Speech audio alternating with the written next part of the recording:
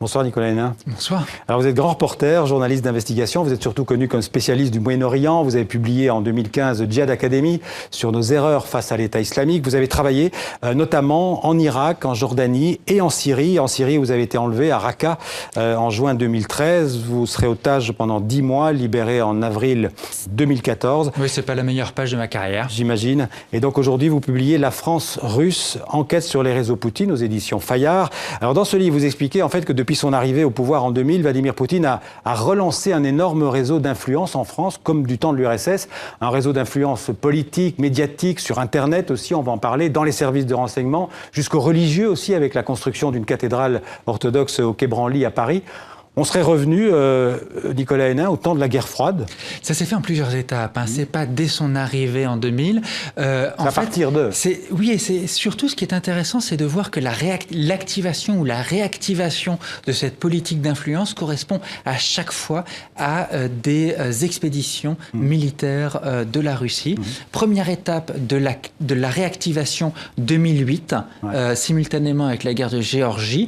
On a entre les deux une étape supplémentaire de l'activation de cette politique d'influence au moment où Vladimir Poutine est contesté dans la rue par de gigantesques manifestations que l'on voit dans les rues de Moscou. Et puis 2014, simultanément à l'opération en Ukraine, cette fois-ci, on est dans une guerre hybride, comme disent les spécialistes, tous azimuts, avec une vraie politique d'influence travaillée, organisée, plein de réseaux, tellement de réseaux à la limite que d'une certaine façon, ça les empêche de se constituer en lobby. Ils sont tellement différents. Et quels sont les secteurs de la société française parfois. Quels sont les secteurs de la société française qui sont ciblés en priorité par ces réseaux russes? Eh bien, selon vous, absolument tous les réseaux, absolument tous les milieux. Ouais. On a évidemment des hommes politiques, notamment des parlementaires, mais pas seulement. On a des milieux d'affaires, on a vous en citez beaucoup des hommes politiques dans votre livre. J'en cite un certain nombre. Et ce qui est intéressant, c'est de voir qu'on les trouve aussi bien à gauche qu'à droite, plutôt vers les extrêmes, mais ils se répartissent relativement. Et ce qui est fascinant, c'est que pour chacun, il y a un discours. Il y a Thierry Mariani qu'on voit là à l'image, il y a Jean-Luc Mélenchon, il y a Jean-Pierre Chevènement, enfin ça ce sont des amis des Russes historiques. Il y a François Fillon par exemple aussi, l'ancien Premier ministre français. Une russophilie absolument assez sidérante.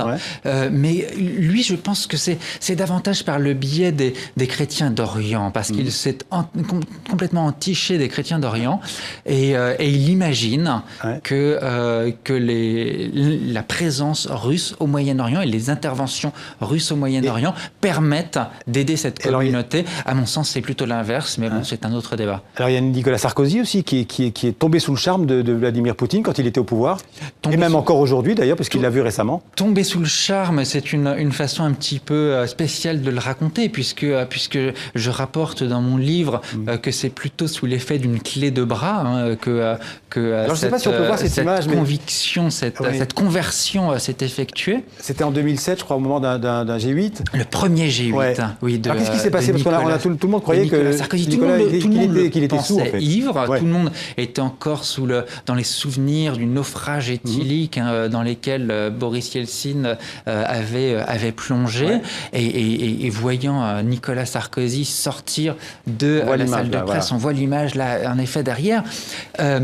Qu'est-ce qui s'est passé en fait? Il était complètement hagard, et en fait il sortait d'un entretien auquel il était extrêmement sûr de lui. Il se disait bon bah voilà, on est de la même trempe, je fais mon entrée dans la cour des grands. Oui, c'était quelques mois après son élection. Juste après son élection, en effet. Lui, je pense qu'on est fait pour s'entendre, et en fait il va juste se faire humilier. Voilà. Et il va sortir KO debout. Il est blême. Pourquoi la France est-ce que la France est au cœur en fait de la stratégie d'influence de la Russie? C'est l'un des cœurs. Et c'est l'un des cœurs, et c'est un pays qui présente bien des avantages, parce qu'on est une ancienne grande puissance, on reste une puissance moyenne relativement forte, on a l'une des principales armées au monde, on est dans le club fermé et des possesseurs de l'arme nucléaire et des membres permanents du Conseil de sécurité, on est l'une des clés de voûte de la construction européenne. Or l'UE, c'est absolument tout ce que le Kremlin exècre et veut détruire. Il y a une détestation de l'Union européenne, comme vous utilisez ce mot dans votre livre, de la part de Poutine. Très clairement, c'est un contre-pouvoir.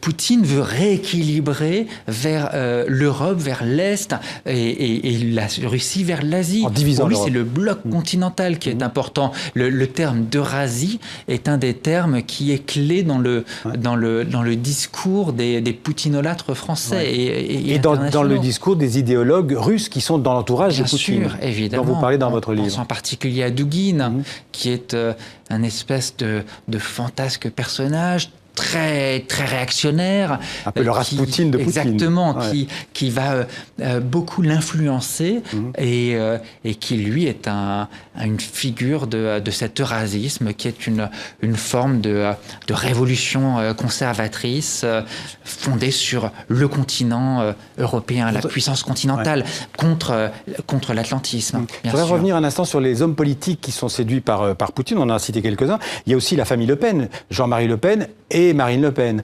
On pourrait dire d'une certaine manière que, pour résumer en une formule, que Poutine vote Marine Le Pen? Bien écoutez, en tout cas, il la finance d'une certaine façon, puisqu'il est maintenant de notoriété publique que le Front National, et en l'occurrence au sein du Front National, aussi bien Jean-Marie que Marine, ont perçu des financements de la part de la Russie. Ce qui pose d'ailleurs un certain niveau de contradiction, puisque ce parti qui se veut nationaliste, qui se veut accorder la préférence aux Français, eh bien, se retrouve bénéficier de financements étrangers. Ce qui est rigolo, c'est que le FN, d'une certaine façon, se retrouve relativement dans le même rôle que celui qu'occupait le PCF du temps de la guerre froide. Et il y a des rapprochements idéologiques entre le Front National français et Poutine et le parti au pouvoir? Oui, puisqu'il est dans une logique de révolution conservatrice. Donc, cette révolution conservatrice, on a au sein de l'extrême droite un certain nombre de familles, mais on a en France une tradition de révolutionnaires, de nationalistes révolutionnaires. Tradition révolutionnaire, tradition russophile aussi. Il y a une russophilie culturelle en France. Beaucoup d'intellectuels français sont comment dirais-je, attirés par la culture russe.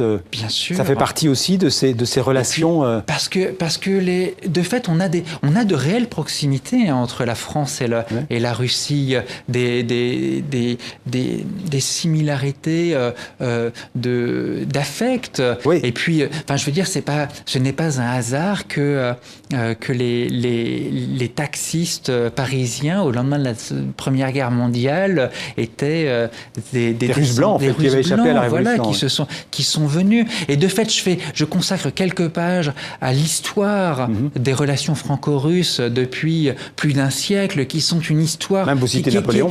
Qui est une histoire de je t'aime, moi non plus, une histoire d'amitié, de réelle affection, mais sans cesse contrariée, et puis aussi avec beaucoup de méfiance malgré tout derrière les élans d'affection affichés. Dans laquelle le gaullisme a joué un grand rôle, parce que De Gaulle avait choisi d'être entre le bloc soviétique et les Américains. Il avait l'ambition de jouer sa propre carte, la carte de la France. L'image de De Gaulle est complètement kidnappée d'ailleurs aujourd'hui en France par les cercles souverainistes. Ils se sont réappropriés le personnage et ils ont complètement tordu le bras à la réalité historique et ils ont juste gardé de Gaulle l'image de celui qui a fait sortir la France de l'OTAN et le vainqueur de la Seconde Guerre mondiale et ils ont... Voilà, c'est approprié par les souverainistes. Vous parlez de l'OTAN, évidemment, il y a aussi l'anti-américanisme qui est assez répandu en France, qui est aussi un élément qui joue dans l'activation de ces réseaux russes. Vous parlez aussi qui est très efficace pour la gauche. Ouais. Vous parlez aussi des services de renseignement qui seraient eux-mêmes, d'une certaine manière, infiltrés. On pourrait aller jusque-là ? Les services de renseignement français, on ne peut pas dire qu'ils soient infiltrés. En revanche, les services de renseignement russes sont extrêmement présents en France.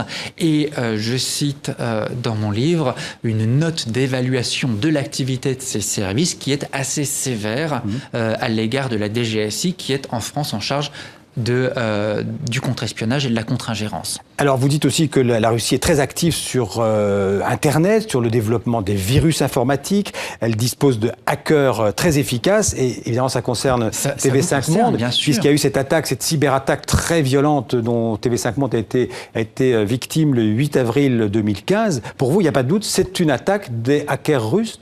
Ça a été encore sorti par les services de renseignement allemands la semaine dernière, qui ont publié un rapport qui confirme cette information, qui était déjà sortie dans une enquête de l'Express, qui avait posé les premiers jalons qui avait établi pour la première fois cette piste russe derrière ce cybercalifat à l'origine de l'attaque. Oui, qui avait revendiqué l'attaque avec des fautes d'arabes. Tout à fait, et qui avait donc immobilisé votre antenne et attaqué également un autre grand média français. Enfin, le virus a été découvert dans un autre grand média français, même si l'attaque n'a pas été poussée à bout et que ce virus a pu être nettoyé de toutes les machines.